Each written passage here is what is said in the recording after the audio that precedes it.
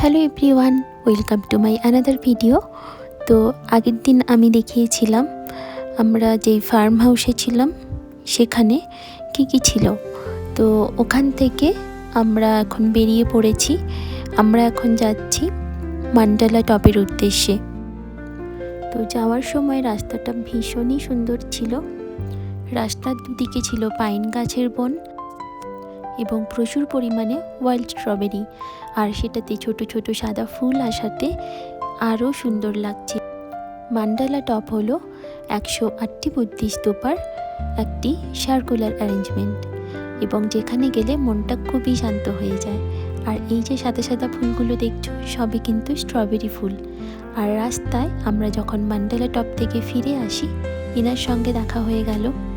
এই ছবিটা দেখে আমার একটা জিনিস খুব মাথায় আসলো যে যেখানে যেটা পাওয়া যায় না সেখানে সেটার ভ্যালু হয়তো অনেকটাই বেশি থাকে, তাই না?